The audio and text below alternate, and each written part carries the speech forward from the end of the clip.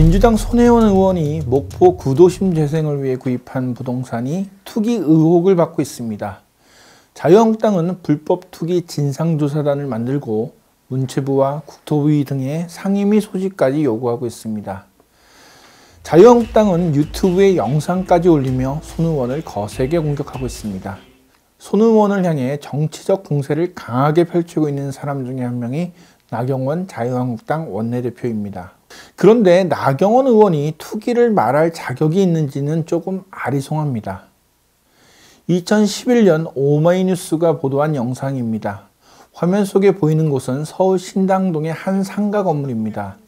지하 유흥주점이 있는데요. 간판에는 도우미 30명 대기, 시설은 룸사롱, 가격은 노래방이라는 문구가 있습니다. 속칭 도우미가 있는 술 접대 유흥주점입니다. 이 유흥주점은 보증금 5천만 원에 월세가 200만 원이라고 합니다. 2010년까지 이 건물의 주인은 나경원 자유한국당 의원이었습니다.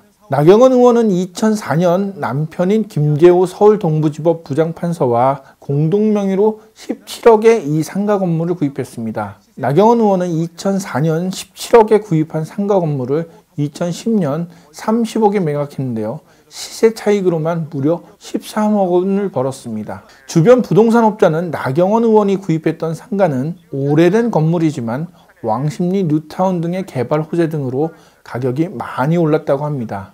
공교롭게도 나경원 의원은 2008년 총선에서 신당동이 속한 중구에 출마해 국회의원 재선에 성공하기도 했습니다. 6년 만에 13억 원을 앉아서 돈을 벌었다고 하면은 진짜 부동산 투자가 아니라 투기라고 불릴만 합니다. 나경원 의원이 보유한 유흥주점이 있는 상가 건물 주변에는 광희초등학교, 성동고등학교 등 5개의 초중고교가 있었습니다. 서울시장에 출마했던 나경원 후보는 주택가에 유포되는 음란물 광고를 뿌리 뽑겠다는 공약까지도 발표한 바 있습니다. 주택가에까지 유포되는 음란유의 광고물 굉장히 많이 보셨을 겁니다. 좀 보시면서 스스로 낯뜨거워지는 경우도 많았을 텐데요. 이러한 부분 정말 뿌리 뽑도록 하겠습니다. 나경원 의원은 유흥주점을 포함한 건물 입주 점포 5곳으로부터 월세 990만 원을 받았습니다. 당시 서울시장 선거에서 민주당 박원순 시장과 대결했던 나 후보는 박 시장이 월세 250만 원을 내는 것을 호화 월세라고 비판을 했는데요. 논리적으로 좀 맞지 않는 말을 같았습니다.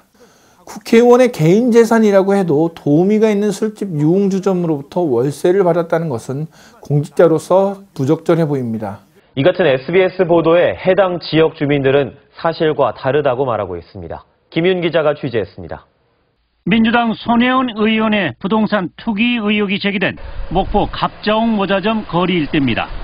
일제강점기 목포의 대표적인 번화가로 거리를 따라서 일본식 상점과 주택들이 늘어서 있습니다. 그러던 곳에 지역 예술가들이 갤러리를 마련하고 도시 재생에 나섰고 민주당 손혜원 의원도 지난 2017년 이곳을 방문해 큰 관심을 보였습니다. 그분들로 인해서 또 죽어 있던 그 도시가 잊혀졌던 것들이 다시 기억할 수 있고 복원할 수 있다는 거.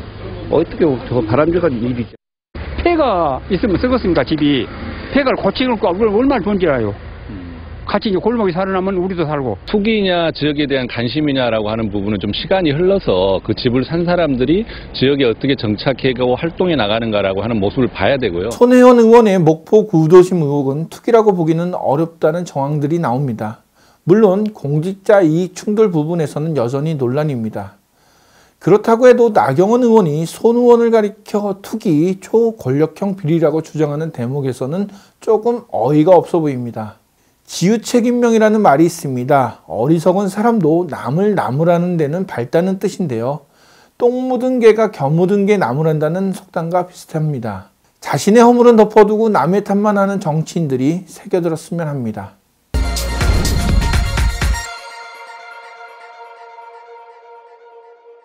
좋아요와 구독하기 부탁드리겠습니다.